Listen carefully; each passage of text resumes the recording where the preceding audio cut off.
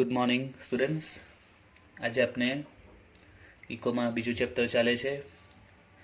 તો આજે આપણે જોવાના છે વિકાસના નિર્દેશકો. વિકાસના નિર્દેશકો. તો વિકાસના નિર્દેશકો એટલે શું? તે એટલે કે વિકાસને કઈ રીતે માપી શકાય. અગાઉ આપણે જોયું આર્થિક વૃદ્ધિ અને આર્થિક વિકાસ, એમાં એક સૌથી મોટો પ્રોબ્લેમ હતો એને માપવું. કેમ કે વિકાસ થયો છે ખબર કઈ રીતે પડે. પ્રશ્ન એ થાય છે વિકાસ થયો છે કે નથી, થયો છે કે નથી, અથવા તો વિકાસ વધારે થયો છે કે ઓછો થયો છે, ઝડપી થાય છે કે ધીમે રીતે વિકાસ થાય છે. તો વગેરે નક્કી કરવા માટે કોઈક ચોક્કસ માપદંડ હોવું જોઈએ જેના આધારે આપણે કહી શકીએ. ઉદાહરણ તરીકે આપણે કોઈ વિદ્યાર્થીની વાત કરીએ રિઝલ્ટને આધારે ખબર પડી શકે કે એનું શૈક્ષણિક સ્તર કેટલું છે. બરાબર છે. તો વિદ્યાર્થી અભ્યાસ કેટલો કરે છે, બરાબર છે, એનો અભ્યાસ સારો છે કે ખરાબ છે, તૈયારી કરે છે કે નહીં, એ શેના આધારે નક્કી થઈ શકે? એક રિઝલ્ટ. તો એનો એક માપદંડ છે. જો એના 70-80% હોય તો આપણે કહી શકીએ કે એનો અભ્યાસ ઘણો સારો છે. બરાબર છે. જો એનું રિઝલ્ટ 50-60 તો આપણે કહી શકીએ અભ્યાસ એવરેજ છે. અને રિઝલ્ટ 35-50 બિટવીન હોય તો આપણે એમ કહી શકીએ અભ્યાસ એનો ઘણો સારો નથી. બરાબર છે. તો એક માપદંડ છે કે વિદ્યાર્થીનો અભ્યાસ કેવો છે, એની તૈયારી કેવી છે, એનું શૈક્ષણિક સ્તર કેટલું છે. તો એનો એક માપદંડ શું છે? અત્યારે આપણે એક રિઝલ્ટના આધારે માપી શકીએ કે અભ્યાસમાં કેવી તૈયારી કરી શકે છે. તો એ જ રીતે વિકાસને પણ કઈ રીતે માપી શકાય, એનું પણ કોઈ ચોક્કસ માપદંડ હોવું જોઈએ, એના ધારાધોરણ હોવા જોઈએ. બરાબર છે. એને જ આપણે કહીએ છીએ વિકાસના નિર્દેશકો. તો એવા અમુક સમયગાળા છે, એવા અમુક માપદંડ છે, ધોરણો છે જેની આધારે નક્કી થશે કે આ વિકાસ થયો છે કે નથી થયો. એ દર્શાવશે, એની માહિતી દર્શાવશે કે દેશનો વિકાસ કેટલો છે તે. બરાબર છે. તો આ રીતે આર્થિક વિકાસ માટે મુખ્ય 4 માપદંડો નક્કી કરવામાં આવ્યા છે જેને વિકાસનો જેના મદદથી આપણે જાણી શકીએ છીએ કે વિકાસ કેટલો થયો છે, કેટલા પ્રમાણમાં થયો છે, વધારો ઘટાડો, ઝડપી છે, ધીમો છે, વગેરે માહિતી મેળવી શકીએ છીએ. તો એના 4 માપદંડ કયા છે તે? તો સૌથી પહેલા છે એ છે રાષ્ટ્રીય આવકનો વૃદ્ધિ દર. એટલે કે રાષ્ટ્રીય આવકમાં દર વર્ષે કેટલા ટકા વધારો થાય છે તે રાષ્ટ્રીય આવકનો વૃદ્ધિ દર. ત્યાર પછી બીજું માપદંડ નક્કી કર્યું છે એમાં એ છે માથાદીઠ આવકનો વૃદ્ધિ દર. એટલે કે માથાદીઠ આવકમાં વાર્ષિક કેટલા ટકા વધારો થાય છે. એના પછી ત્રીજું છે જીવનની ભૌતિક ગુણવત્તાનો આંક.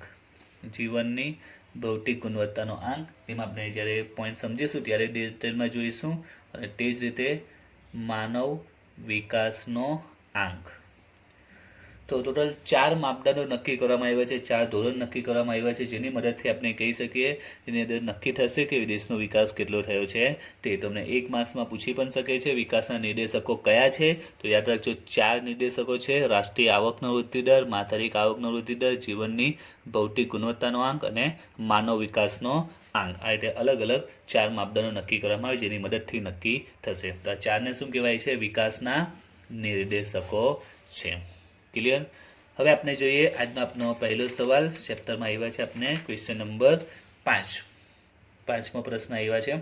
તો પરીક્ષામાં તમને વિકાસના નિર્દેશકો એક સાથે 4 પણ પૂછી શકે, એક સાથે 4 પૂછાશે. એટલે તમને 5 માર્ક્સનો એવો પ્રશ્ન પૂછાય કે વિકાસના નિર્દેશકો ટૂંકમાં સમજાવો. તો તમારે 4 નિર્દેશકો સમજાવવા પડે, 4 વિશે થોડી માહિતી આપવી પડે. પરંતુ આ દરેક નિર્દેશક અલગ અલગ પણ તમને 2 કે 3 માર્ક્સમાં પૂછી શકે છે.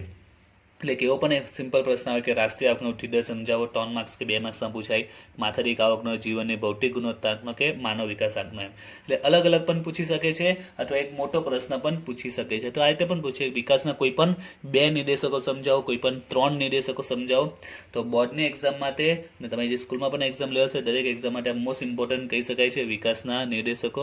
આમાંથી 4માંથી 1 નિર્દેશક તમને 100% પૂછાશે એમ સમજીને ચાલો. બરાબર છે. 1 અથવા 2 અથવા 3 અથવા બધા પણ પૂછી શકે છે. તો એ અર્થમાં ક્વેશ્ચન મોસ્ટ ઇમ્પોર્ટન્ટ છે. અને હવે ચેપ્ટરમાં આપણે આ જ પ્રશ્નને સમજવાનો છે. આ 4 નિર્દેશકોને આપણે સમજીશું એની સાથે આપણું ચેપ્ટર કમ્પ્લીટ થશે. તો આજે આપણે સ્ટાર્ટ કરીએ છીએ. પહેલું જે નિર્દેશક છે તે રાષ્ટ્રીય આવકનો વૃદ્ધિ દર. તો 2 કે 3 માર્ક્સમાં આ રીતનો પ્રશ્ન પૂછાય કે વિકાસના નિર્દેશક તરીકે રાષ્ટ્રીય આવકનો વૃદ્ધિ દર સમજાવો. ઓકે, તો આ રીતનો પ્રશ્ન પૂછી શકાય, 2 કે 3 માર્ક્સ સુધી પૂછી શકે છે ઇન્ડિવિજ્યુઅલી. તો આપણે વાત કરીએ રાષ્ટ્રીય આવકનો વૃદ્ધિ દર. તો આ નિર્દેશકમાં એવું કહે છે કે રાષ્ટ્રીય આવકનો વૃદ્ધિ દર એટલે એમના શરૂઆતમાં સમજાયું તે રીતે કે દર વર્ષે આવકમાં જે વધારો થાય છે, જે ટકાવારી વધારો થાય છે, તે કયો વધારો? ટકાવારી વધારો. ઉદાહરણ તરીકે આપણે એક એક્ઝામ્પલ લઈએ સમજવા માટે કે 2010માં આપણે એક એક્ઝામ્પલ લઈએ કે 100 કરોડ આવક છે. ઉદાહરણ તરીકે કોઈ દેશની આવક કેટલી છે? રાષ્ટ્રીય આવક છે 100 કરોડ. હવે 2011માં માની લો કે 108 કરોડ થઈ ગઈ. કુલ રાષ્ટ્રીય આવક 108, તો કેટલા ટકા વધારો? તો જો આપણે ટકામાં ફેરવીએ તો જવાબ કેટલો આવશે? 8% આવશે. એ ટકાવારીના આધારે આપણે જે ટકાવારી વધારો શોધીએ તો બરાબર છે. તો હવે જે પણ આંકડા ધારો કે 200 હોય અને અહીંયા ધારો કે બીજા વર્ષે થઈ જાય 220, તો કેટલા ટકા વધારો થયો? આપણે કહીએ 10% વધારો થયો કહેવાય. 200 ના 200 છે, 10% વધી ગયા. આપણે ટકાવારી નહીં શોધવાની, ખાલી સમજાવવા માટે કે રાષ્ટ્રીય આવકનો વૃદ્ધિ દર અહીંયા કેટલો કહેવાય? કોઈ એક દેશમાં 8% છે, કોઈ એક દેશમાં 10% છે. એમ તો રાષ્ટ્રીય આવકનો વૃદ્ધિ દર એટલે કે આવકમાં દર વર્ષે કેટલા ટકા વધારો થાય છે તે ટકાવારી વધારો એટલે રાષ્ટ્રીય આવકનો વૃદ્ધિ દર. બરાબર છે. તો વિકાસનો નિર્દેશક એ કઈ રીતે વિકાસ બતાવે છે? તો આમ એવું કહેવા માંગે છે આ નિર્દેશકમાં કે જો દેશની રાષ્ટ્રીય આવક, હવે આમાં કઈ રાષ્ટ્રીય આવક છે? એ છે વાસ્તવિક રાષ્ટ્રીય આવક, જે એકચ્યુઅલમાં આવક મળી ગઈ છે તે વાસ્તવિક રાષ્ટ્રીય આવકમાં લાંબા ગાળા સુધી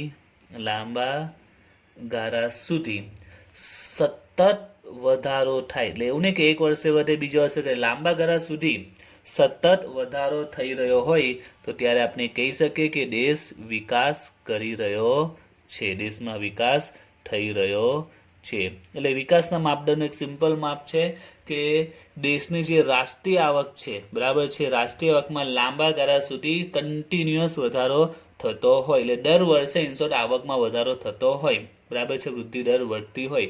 એક વર્ષે ધારો કે 5% વધારો થયો, બીજા વર્ષે 3%, ત્રીજા વર્ષે 4%, આ રીતે 6% છે, 7% છે, એ રીતના કન્ટિન્યુઅસ વધારો થતો હોય તો આપણે કહી શકીએ કે ભારતમાં વિકાસ થઈ રહ્યો છે. એમ બરાબર છે. એક સિમ્પલ માપદંડ છે રાષ્ટ્રીય આવકમાં લાંબા ગાળા સુધી કન્ટિન્યુઅસ ઇન્ક્રીઝ થયું હોય, બરાબર, કન્ટિન્યુઅસ એમાં વધારો થતો હોય તો આર્થિક વિકાસ થઈ રહ્યો છે. હવે વિકાસ કેવો છે, વિકાસનો દર કેવો છે, એના માટે પણ ઘણું સારી રીતે બુક્સમાં સમજાયું છે. જોઈને આપણે રાઇટ ડાઉન કરીને હું સમજાવશું કઈ રીતે તે આમાં લખવું. ખૂબ જ સિમ્પલ છે, તમને 2 માર્ક્સ 3 માર્ક્સનું છે, એકદમ ઇઝીલી લખવાનું છે. તો પહેલો પોઈન્ટ તમે આ લખી શકો છો કે રાષ્ટ્રીય આવકમાં વૃદ્ધિ દર એટલે કે દર વર્ષે આવકમાં થતો ટકાવારી વધારો. દર વર્ષે આવકમાં જે ટકાવારી વધારો થાય ને રાષ્ટ્રીય આવકનો વૃદ્ધિ દર કહી શકીએ.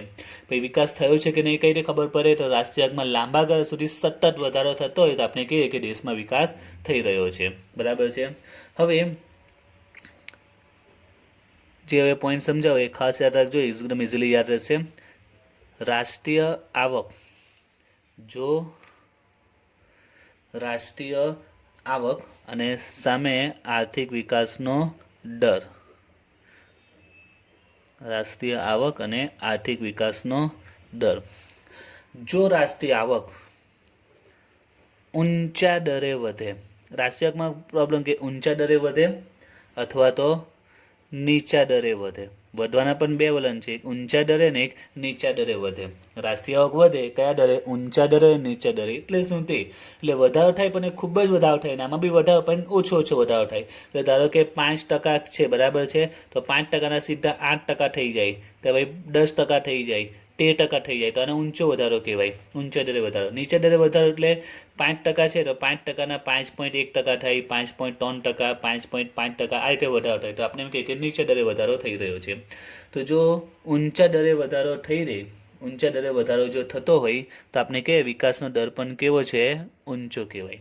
અને જો નીચા દરે વધારો થતો હોય, નીચા દરે વધારો થતો હોય તો વિકાસનો દર કેવો છે? મંદ છે, એટલે કે ધીમો છે. બરાબર છે.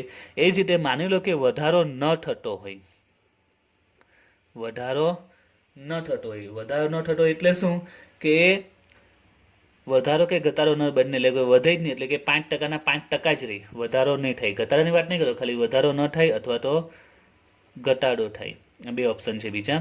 વધારો ન થાય એનો મિનિંગ શું થાય? 5% છે, બીજા વર્ષે બી 5%, ત્રીજા વર્ષે બી 5%. તો કોમન છે, તમે વિચારો આવક શું થઈ? સ્થિર થઈ ગઈ છે, સ્થગિત થઈ ગઈ છે. આમ વધારો ન થાય એટલે કે સ્થિર થઈ જાય. તો વિકાસનો દર કેવો કહેવાશે? એ સ્થગિતતાની સ્થિતિ દર્શાવે છે.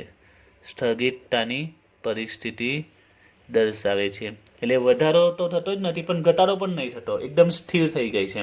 5% ને 5% જ રહી. તો આને શું કહેવાય? સ્થગિતતાની સ્થિતિ. અને જો આવકમાં 5%થી 4.9%, 4.5% કે 4% એટલે ઘટી જાય, ઘટવા લાગે, તો એને શું કહેવાય છે? કે સ્થગિતતાની પરિસ્થિતિ જો સ્થિર થઈ જાય તો. પણ જો ઘટવા લાગે તો એને કહેવાય છે પીછેહટની સ્થિતિ છે. આપણી સ્થિતિ કઈ છે? પીછેહટની સ્થિતિ, એટલે કે આપણે પાછળ જઈ રહ્યા છે. બરાબર છે. તો આમાં તમારે ખાસ ધ્યાનમાં રાખવાનું છે કે રાષ્ટ્રીય આવકનો દર વધતો હોય, કેવા દરે? ઊંચા દરે વધતો હોય તો આર્થિક વિકાસનો દર ઊંચો કહેવાય, નીચા દરે વધતો હોય તો મંદ કહેવાશે. અને જો વધારો ન થતો એટલે કે સ્થિર થઈ જાય તો એ સ્થગિતતાની સ્થિતિ દર્શાવે. અને જો ઘટાડો થતો હોય તો એ પીછેહટ, આપણે પાછળ જઈ રહ્યા છે તે દર્શાવે છે. અને લાસ્ટ પોઈન્ટ બીજી અહીંયા એક શબ્દ લખેલો છે, વાસ્તવિક રાષ્ટ્રીય આવક. તો વાસ્તવિક રાષ્ટ્રીય આવક એટલે શું? તે તો વાસ્તવિક રાષ્ટ્રીય આવક એટલે કે હાલમાં જે બજાર ભાવ છે, બરાબર છે, એને નહીં જોવાના, જે એને સ્થિર ભાવ છે, એટલે કે અમુક વસ્તુના ફિક્સ સ્થિર ભાવ ના રહે. કારણ કે અમુક વસ્તુનો ભાવ જો ખૂબ જ વધી જાય તો આવકનું પ્રમાણ ખૂબ જ વધારે બતાવશે, અને જો ભાવ ખૂબ જ ઘટી જાય તો ખૂબ જ ઓછું બતાવશે. એટલે કોઈ ચોક્કસ સ્થિર ભાવને આધારે રાષ્ટ્રીય આવક ગણવામાં આવે છે. ઓકે. હવે જો અમુક મેં આંકડા લખ્યા છે જે ઓલરેડી તમને બુક્સમાં જોવા મળશે જ, કે અમુક દેશોના રાષ્ટ્રીય આવકનો વૃદ્ધિ દર આપેલો છે 2014માં. તમારે પરીક્ષામાં જો શક્ય હોય તો જેટલા આંકડા યાદ રાખી શકાય યાદ રાખવાના, બધા નહીં તો એટલીસ્ટ 4-5 આંકડા યાદ રાખવાના. હવે આમાં બધા દેશના જો તમે યાદ નહીં રાખી શકો તો 4-5 દેશના તમે યાદ રાખી દો, ને તો 2-3 દેશના, 3 કે 4 દેશના યાદ. જેમ કે આપણે યાદ રાખો ભારત છે, ચીન છે, અમેરિકા છે, આ તમે 3 દેશના યાદ રાખો તો પણ ચાલે. અને જો બધા યાદ રાખો તો વેલ એન્ડ બેટર કહેવાશે. ત્યાર પછી આપણે આ કોષ્ટકને સમજાવવાનું, જો 2 માર્ક્સમાં પ્રશ્ન પૂછેલો હોય તો આપણે અહીંયા એને ફિનિશ કરી શકીએ. જો 2 માર્ક્સમાં હોય તો આપણે આ વિગત સમજાવી દેવાની. પરંતુ જો 3 માર્ક્સમાં કે 5 માર્ક્સમાં પણ બાય ચાન્સ પૂછે, 5 માર્ક્સમાં ચાન્સ થોડા ઓછા છે, મે બી આવી પણ શકે, 3 માર્ક્સ સુધી આવે તમે આ માહિતી પણ તમારે સમજાવવી પડે. તો હવે આમાં આ કોષ્ટક આપણે બનાવવાનું આ રીતે, અને કોષ્ટકને સમજાવવાનું છે. બરાબર છે. તો કેટલાક દેશોને આપણે રાષ્ટ્રીય આવકનો વૃદ્ધિ દર આપેલો છે. બરાબર છે. તો આના પરથી તમે જો તો આપણે ભારતની ચલો વાત કરીએ કે ભારતના ચીનનો જો કે ઓલમોસ્ટ સેમ છે, આપણે ભારતનો વિચારીએ કે ભારતનો જે વૃદ્ધિ દર છે ઘણા દેશો કરતાં આગળ છે. એટલે એમ કહી શકે કે ભારત અત્યારે શું કરે છે? ભારતમાં વિકાસ થઈ રહ્યો છે, કારણ કે વૃદ્ધિ દર ખૂબ જ ઊંચો છે. અન્ય દેશોની સરખામણીમાં વાત કરીએ તો 7.3% છે, જ્યારે અન્ય દેશોમાં વૃદ્ધિ દર કેમાં આવશે? ટકામાં આવશે. શરૂઆતમાં જ કીધું આવકમાં થયેલો ટકાવારી વધારો. બરાબર. તો ભારતમાં 7.3% છે, જ્યારે અમેરિકા, નોર્વે છે, શ્રીલંકા જે ઘણા દેશોમાં ખૂબ જ ઓછો છે. રાઈટ. એટલે આના પરથી ખબર પડે કે આપણે વિકાસ કરી રહ્યા છે, કારણ કે આપણો આર્થિક જે રાષ્ટ્રીય આવકનો વૃદ્ધિ દર છે ખૂબ જ ઊંચો છે. હવે અહીંયા તમને એક પ્રશ્ન થાય, અમેરિકામાં ફક્ત 2.4, નોર્વે 2.2. તો આ દેશોનો વૃદ્ધિ દર ખૂબ જ ઓછો છે. તો આવું શા માટે? તો તમને અગાઉ મેં સમજાવ્યું છે કે વિકાસની જે ઝડપ હોય છે શરૂઆતમાં કેવી હોય છે? ખૂબ જ ઝડપથી વધતો હોય છે, અને પછી એ ધીમો થઈ જાય છે. વિકાસ શરૂઆતમાં ખૂબ જ ઝડપથી વધે છે. અગાઉ આપણે એ પોઈન્ટ જોયો હતો વિકાસ વિશે. વિકાસ શરૂઆતમાં ઝડપી હોય છે, ત્યારબાદ ધીમે ઝડપે વધે છે. તો અત્યારે એ સિચ્યુએશન છે કે આપણો વિકાસ અત્યારે ઝડપી છે, એટલે આપણો વૃદ્ધિ દર ખૂબ જ ઊંચો છે. જ્યારે અમેરિકા, નોર્વેની વાત કરીએ તો એમને એક ઊંચો વૃદ્ધિ દર પહેલેથી હાંસલ કરી લીધેલો છે, એટલે હવે એમનો ધીમા દરે વિકાસ થઈ રહ્યો, કારણ કે વિકાસની ઝડપ જ એવી છે જે અગાઉ સમજાવ્યું છે કે શરૂઆતમાં ખૂબ જ ઝડપી હોય, ત્યારબાદ ધીમે આગળ વધતો હોય છે. બરાબર છે. એટલે અહીંયા અમેરિકા, નોર્વે શરૂઆતમાં મોટો વૃદ્ધિ દર હાંસલ કરેલો છે. હવે એક ચોક્કસ અમુક લેવલ પર હવે કામ કરી રહ્યા છે, એ લેવલ પર એમનો વૃદ્ધિ દર ધીમે વધી રહ્યો છે. ક્લિયર? તો આની સાથે જો તમને 2 કે 3 માર્ક્સમાં પૂછાય તમે આટલું માહિતી આપી શકો છો. હવે આના પછી આગળ બીજો અમારો પોઈન્ટ છે કે રાષ્ટ્રીય આવકની મર્યાદા. ઓકે. હવે મર્યાદા અત્યારે હાલમાં જો આપણે વાત કરીએ, COVID-19ને કારણે આપણા કોષમાંથી રાષ્ટ્રીય આવકની મર્યાદા કાઢી નાખી છે, પણ તેમ છતાં આપણે એના વિશે માહિતી મેળવી જરૂરી છે. તો શોર્ટમાં માહિતી મેળવી લઈએ રાષ્ટ્રીય આવકની મર્યાદા વિશે. એટલે આ વર્ષે બોર્ડમાં નહીં પૂછાશે, બટ તેમ છતાં એની ઇન્ફોર્મેશન મેળવવી જરૂરી છે. એટલે આપણે શોર્ટમાં થોડી માહિતી મેળવી લઈએ, કારણ કે આગળના સવાલમાં બી થોડું સમજવામાં એનો કન્સેપ્ટ કામ પડશે. તો રાષ્ટ્રીય આવકની મર્યાદા કઈ છે તે, તો સૌથી પહેલી મર્યાદા છે તે કે આપણે જે રાષ્ટ્રીય આવક આજે ખબર પડે છે આ પરફેક્ટ સાચી નહીં કહી શકાય, કારણ કે આમાં ઘણી ભૂલો હોઈ શકે છે. કયા પ્રકારની ભૂલો હોઈ શકે છે, તો જો ઘણા વ્યક્તિ એવા હશે જે પોતાની ગેરકાયદેસર આવક મેળવતા હશે, આવક છુપાવતા હશે, બરાબર છે, બેવડી ગરજ થતી હશે. ત્યાર પછી દેશમાં આજે પણ ઘણી જગ્યાએ સાટા પદ્ધતિ ચાલી રહી છે, એક્સચેન્જ કરે છે, તો એની પણ વેલ્યુ ગણી નહીં શકાય. એટલે ઇનશોર્ટ કહેવાનો અર્થ શું છે કે રાષ્ટ્રીય આવકમાં દરેક પ્રકારની આવકનો વ્યવસ્થિત રીતે સમાવેશ થયો નથી. એટલે આ દર સાચો પણ કહી શકાય અથવા ખોટો પણ હોઈ શકે છે, તો એની આ મર્યાદા બની જાય છે. બીજો આમાં એક માઇનસ પોઈન્ટ છે કે રાષ્ટ્રીય આવક વધે છે, બરાબર છે, તો આપણે વૃદ્ધિ દર ઊંચો છે એની પાછળ એક રીઝન પણ છે. ચાલો આપણે વસ્તીની વાત કરીએ. ભારતમાં વસ્તીનું પ્રમાણ ખૂબ જ ઊંચું છે. એક સિમ્પલ આમાં એક્ઝામ્પલ આપું તમને. માની લો કે કોઈ ઘરમાં એક જ વ્યક્તિ કમાનાર છે, બરાબર, અને બીજા ઘરમાં 5 વ્યક્તિ કમાનાર હોય, અર્નિંગ મેમ્બર્સ હોય, તો કયા ઘરની આવક વધારે હશે? હવે એક વ્યક્તિ કમાય છે ને અહીંયા 5 વ્યક્તિ કમાય, એટલે કોમન છે, અહીંયા કુલ આવક તો વધારે જોવાની ને, જ્યારે અહીંયા કુલ આવક કેવી હશે? ઓછી હશે. તો આમાં પણ એક પોઈન્ટ છે કે આપણે જો વસ્તીની વાત કરીએ તો ભારતમાં વસ્તીનું પ્રમાણ ખૂબ જ વધારે છે, એટલે કમાનારની સંખ્યા બી વધારે હોવાની, એટલે વસ્તીને પણ તમારે ધ્યાનમાં લે. આમાં વસ્તીની વાત કરી જ નથી. હવે તમે જો ચીન અને ભારત બંનેમાં વસ્તીનું પ્રમાણ ખૂબ જ ઊંચું છે, તો એમાં રાષ્ટ્રીય આવકનો વૃદ્ધિ દર બી ઊંચો હોવાનો જ છે. કોમન સેન્સનો પોઈન્ટ છે આ. એટલે આ આવક વૃદ્ધિ દરની એક મર્યાદા છે આ નિર્દેશકની, એમાં બતાવે વિકાસ થઈ રહ્યો છે, બટ એની એક મર્યાદા છે કે એમાં વસ્તીને ધ્યાનમાં લીધી નથી. એટલે એની મર્યાદા બની જાય છે કે વસ્તીને પણ ધ્યાનમાં લેવી જોઈએ. આ ઉપરાંત બીજો પોઈન્ટ છે કે રાષ્ટ્રીય આવક ગણવાની ઘણી પદ્ધતિઓ છે. હવે આપણે બે દેશની સરખામણી કરીએ તો કોઈ દેશે બીજી પદ્ધતિ અપનાવે, કોઈ દેશ બીજી પદ્ધતિ અપનાવે, એટલે એમાં ફરક પડી શકે છે. એટલે આ પણ એની એક મર્યાદા બની જાય છે. ઓકે, તો અહીંયા આપનો પહેલો સવાલ આજનો કમ્પ્લીટ થાય છે. વિકાસના નિર્દેશક તરીકે રાષ્ટ્રીય આવકનો વૃદ્ધિ દર સમજાવો.